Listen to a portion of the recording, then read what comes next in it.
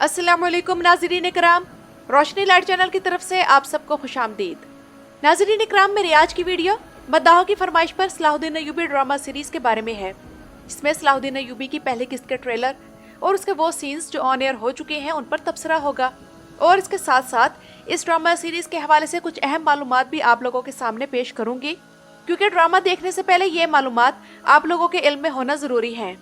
लेकिन इससे पहले आप में से वो लोग जो कई सौ कमेंट्स सलाहुद्दीन अय्यूबी ड्रामे के मुतालिक मेरे वीडियोस के नीचे इस बारे में कर चुके हैं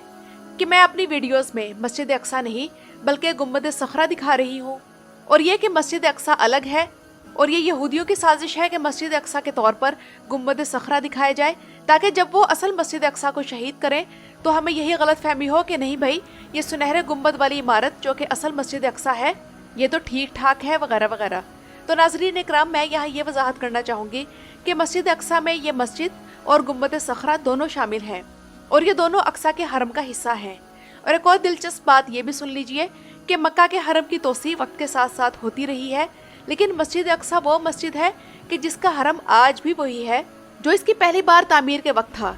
और इसकी पहली बार तामीर हज़रत सुलेमान अलैहिस्सलाम ने नहीं बल्कि हज़रत आदम अलैहिस्सलाम ने की थी।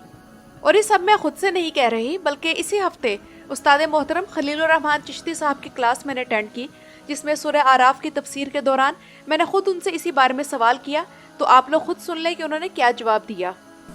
हैकल जो है, जिसको हैकल सुलेमानी कहते हैं, सखरा अरबी में जिसको सखरा कहते हैं, एक पत्थर है, एक बड़ी चट्टान है, उसके ऊपर हैकल बना है। तो वो पूरा एरिया एक ही एरिया है, वो मस्जिद और हैकल वो सब बारकना हौला, बारक पूरी जमीन ही मुकद्दस है जी, बारकना हौला, इसके पूरे माहौल, इसके अतराफ के सारे इलाकों को बाबरकत बना, तो पूरी जमीन ही बाबरकत, और क़यामत यहाँ आएगी, याद रखिए। तो सर, ये जो पार्टीशन, ये गुंबद सखरा है, ये मस्जिद है, ये असल मस्जिद अक्सा है, गुंबद सखरा उसमें शामिल नहीं, तो इसका क्या मतलब है? गलत कहते हैं यार, सभी एक ही चीज है, ये हरम में, सब हरम में शामिल है। बिल्कुल। और नाज़रीन इकराम, इसके बाद सलाहुद्दीन अय्यूबी ड्रामे की बात करें तो मैं यही कहूँगी कि अगर मैं इस बात को एक तरफ रखूँ कि इस ड्रामे में योगर गणेश मरकजी किरदार अदा कर रहा है, तो इस बात को एक तरफ रखकर ड्रामे का ये ट्रेलर हर लिहाज से अच्छा लगा। सबसे पहले तो मैं अपनी पहले की गई बात की वजाहत करना चाहूँगी कि योगर गणेश से हमें यही मसला है कि इस अदाकार का इमेज हम में से अक्सर मद्दाहों के जहनों में यही है कि ये दिरोलिश अर्तुगरुल का तूतकीन है, लेकिन यहाँ ये भी हकीकत है कि एमरे कोनक ने योगर गणेश को साइन किया है, और इन्होंने ही इब्राहिम जेलेकॉल को अय्यूबी का किरदार प्ले करने की ऑफर की थी, लेकिन उस अदाकार ने ये ऑफर कबूल नहीं की, तो एमरे कोनक ने योगर गणेश का इंटरव्यू किया और उसे ओके कर दिया। तो जाहिर सी बात है कि एमरे कोनक ने कुछ देखकर और सोच समझकर ही उसे लिया होगा। और दूसरी बात यह भी है कि याद करें कि जब एयोनिश बुयुक सेल्जुकलो ड्रामा शुरू हुआ था तो हम में से बहुत से लोग ये गिला कर रहे थे कि ये किस तरह के अदाकार ले लिए हैं, ये मलिक शाह कितने छोटे कद का है, और ये संजर तो पता नहीं कैसा ले लिया, कोई हीरो वाली बात ही नहीं इसमें, उसकी जगह फलां अदाकार ले लेते, फलां ले लेते वगैरह वगैरह। लेकिन आप लोग खुद गवाह हैं कि मलिक शाह यानी बुगरा गुल सोए और संजर यानी कि एकन कोच ने कितनी बेहतरीन अदाकारी की कि आज भी ये ख्वाहिश हम रखते हैं कि या तो एयोनिश बुयुक सेल्जुकलो का अगला सीजन आ जाए या फिर इन्हें हम किसी और तारीखी ड्रामे में देख लें। और जिस तरह हमारा ये ख्याल है कि अर्तुगरुल का किरदार एंगन आल्तान के लिए ही बना था, तो हो सकता है कि योगर गणेश के नसीब में भी सलाहुद्दीन अय्यूबी का किरदार अदा करना लिखा हो। तो इसलिए अब हीरो वाले मसले को भूलकर आप लोग ये देखें कि इस ड्रामे की थीम इतनी आला है यानी कि अक्सा की फतह, और किरदार हम सबका पसंदीदा है यानी कि सलाहुद्दीन अय्यूबी, तो दिल को हर किस्म के गरज से पाक करके आप लोग ये ड्रामा देखें और फिर फैसला करें कि योगर गणेश ने काम अच्छा किया है या नहीं। और अगर मैं इसके पहले ट्रेलर की बात करूं तो इस्लाम की तलवार सलाहुद्दीन अय्यूबी के शायान शान ट्रेलर था कि एक जंगजू जिसके दिल में मस्जिद अक्सा की आज़ादी का जज्बा मौजज़न है, और बस यही धुन सवार है कि मस्जिद अक्सा किसी तरह फतह हो जाए। और शेख अदब अली इस ड्रामे में सलाहुद्दीन अय्यूबी के वालिद बनेंगे, जिनका नाम तारीख में नजमुद्दीन अय्यूब था।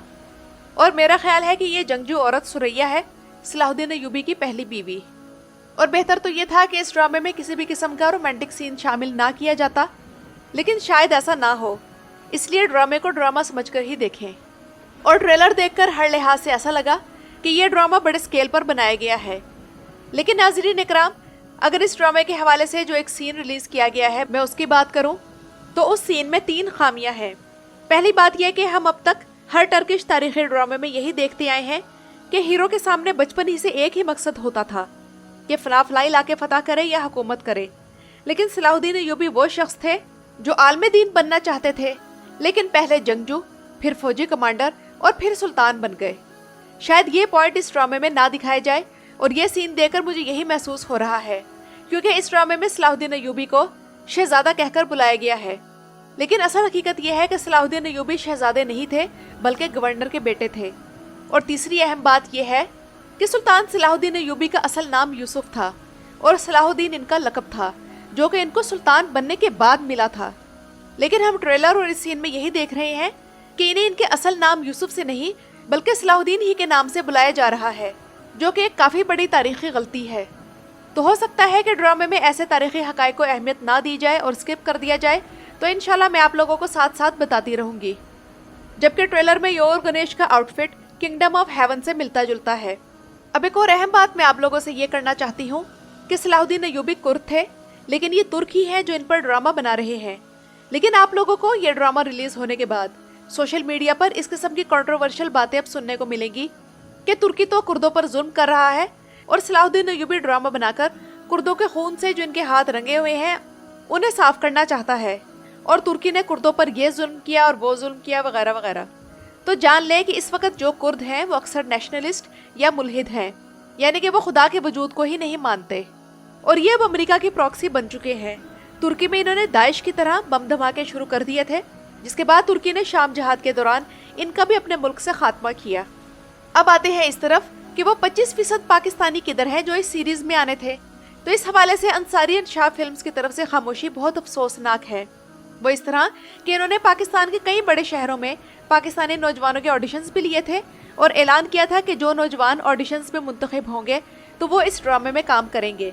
अब मुझे ये नहीं मालूम कि इन ऑडिशंस में अपीयर होने के लिए इन्होंने कोई फीस भी ली थी या नहीं। तो अगर मेरी वीडियो देखने वालों में से कोई इस ऑडिशन में गया है तो मुझे कमेंट्स में ज़रूर तफसीलात से आगाह करें,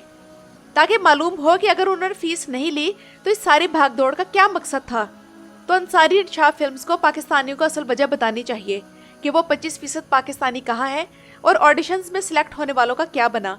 क्योंकि पाकिस्तानी अदाकार अदनान सिद्दीकी की तरफ से सलाहुद्दीन अय्यूबी का ट्रेलर जब इंस्टाग्राम पर रिलीज किया गया तो वहाँ भी पाकिस्तानी मदाहों ने यही सवाल उठाया था कि पाकिस्तानी अदाकार इस ट्रेलर में कहाँ है।